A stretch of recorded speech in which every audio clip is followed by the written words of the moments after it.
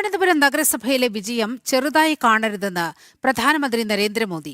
ജനവിശ്വാസം കാക്കാൻ മികച്ച പ്രവർത്തനം ഉറപ്പാക്കണമെന്നും പ്രധാനമന്ത്രി. കേരളത്തിൽ നിന്നുമുള്ള ബി.ജെ.പി. ജനപ്രതിനിധികളോടാണ് അദ്ദേഹം ഇക്കാര്യം വ്യക്തമാക്കിയത്. ഡൽഹിയിലെത്തിയ ബി.ജെ.പി. ജനപ്രതിനിധികളുടെ സന്ദർശന പരിപാടികൾ പുരോഗമിക്കുകയാണ്. സംഘം നാളെ രാഷ്ട്രപതിയെയും സന്ദർശിക്കും.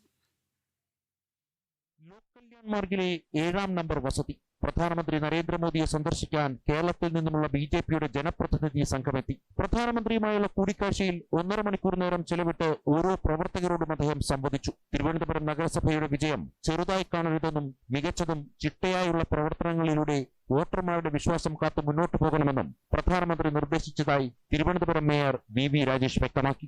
ഓരോ പ്രവർത്തകനെ അടുത്തറിയുവാനും അവർക്ക് പ്രധാനമന്ത്രിയോട് സംസാരിക്കാനുള്ള ഒരു ഉണ്ടായി. അദ്ദേഹം ഡയസിൽ നിന്ന് ഇറങ്ങി വന്ന് പ്രവർത്തകരുടെ ഇടയിൽ വന്ന് ഇരുന്നവർ ഓരോരുത്തരുടെ അടുത്ത് വന്നിട്ടാണ് സംസാരിച്ചത്. തിരുവനന്തപുരത്തെ ഒന്നാക്കുവാനുള്ള എല്ലാ കാര്യങ്ങളും ഉണ്ടാവും. വന്ന എല്ലാവർക്കും സംസാരിക്കാൻ ഉള്ള അവസരം അങ്ങനെ ഒന്നില്ല, പക്ഷേ ഡീറ്റെയിൽ ആയിട്ട് സംസാരിക്കാൻ വേണ്ട എല്ലാവർക്കും കാര്യങ്ങൾ ചോദിച്ചതനുസരിച്ച് ഓരോരുത്തരുടെയും അറിവിനും ഇതൊക്കെ അനുസരിച്ച് മറുപടി പറയാനുള്ള സാഹചര്യം ഉണ്ടായി. ഞാൻ പറഞ്ഞില്ലേ, സംസാരിച്ചതിൽ എല്ലാ കാര്യങ്ങളും ഉണ്ട്. അതിനെക്കുറിച്ചുള്ള ഡേറ്റ് ഒന്നും ഞങ്ങളോട് പറഞ്ഞില്ല. സ്വാഭാവികമായിട്ടും നിയമസഭാ തെരഞ്ഞെടുപ്പൊക്കെ വരും. പ്രത്യേക വിരുന്ന് ബി.ജെ.പി. ദേശീയ ആസ്ഥാനത്ത് കേന്ദ്ര നഗരവികസനകാര്യമന്ത്രി മനോഹർലാൽ ഖട്ടർ നഗരവികസനവുമായി ബന്ധപ്പെട്ട് പ്രത്യേക ക്ലാസ് നൽകി. നാളെ ബി.ജെ.പി. ആസ്ഥാനത്ത് ഡൽഹി മുഖ്യമന്ത്രി രേഖ ഗുപ്ത, ബി.ജെ.പി. ദേശീയ സംഘടനാ സെക്രട്ടറി ബി.എൽ. സന്തോഷ് എന്നിവരുമായി കൂടിക്കാഴ്ച നിശ്ചയിച്ചിട്ടുണ്ട്.